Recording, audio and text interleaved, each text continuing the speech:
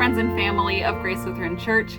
Today I want to talk to you about one of our hymns. It is number 766 in the Lutheran Service Book, and it is called Our Father Who from Heaven Above. And as soon as I saw that we were going to be singing this one in church this week, I knew I wanted to talk about it. It is not our hymn of the day. It is actually something we're going to be singing at the beginning of our service, before and after confession and absolution. But I knew I wanted to talk about it because it is a Marty hymn.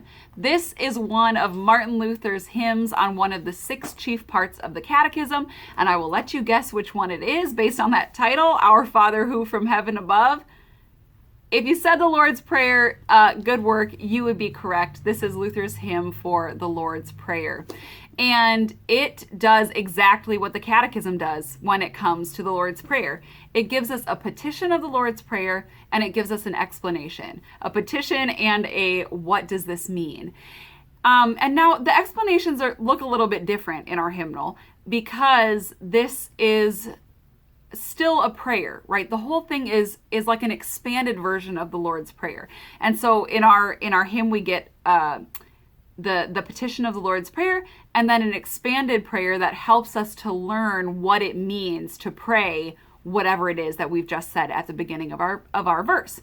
So there are 9 verses to this hymn because it goes through the whole Lord's Prayer. There's an introduction verse, then there are 7 verses on the 7 petitions of the Lord's Prayer, and a conclusion verse that's like the Amen verse. So it's long, but I have to say it does not feel long. You will want to sing the whole thing, I think. I want to sing the whole thing.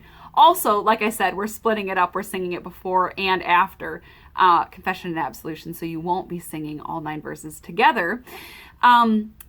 But there is a traditional way to sing not all 9 verses of this hymn, and that is to sing the first and the last verse, the introduction and the conclusion, and then in the middle to choose a verse or a couple of verses that are the most relevant for the day, the most relevant for the readings or for whatever is going on in your service on that particular day.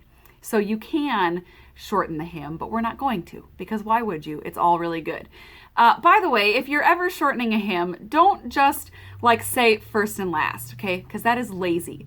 That is not always theologically the good choice, and also grammatically, okay? Sometimes it doesn't make sense. Sometimes you end up with half a sentence because you didn't pick the right verses. So read the hymn and then determine which verses you'd like to use, like we are encouraged to do if we're going to only sing certain parts of this hymn.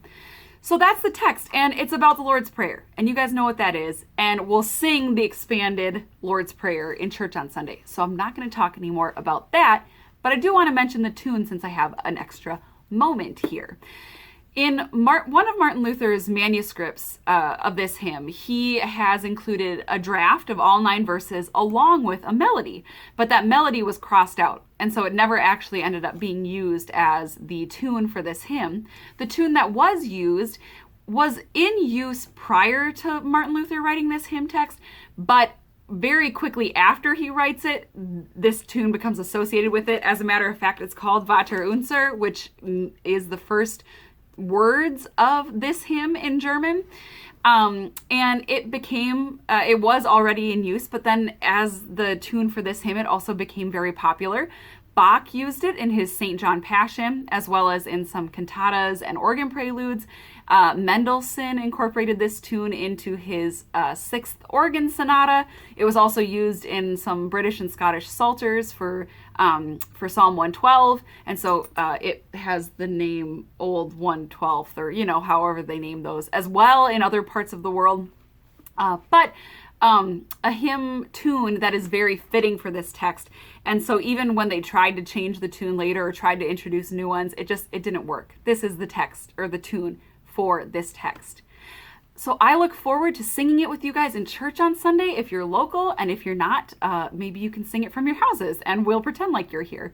I hope you guys learned something, and we'll see you next time. Bye.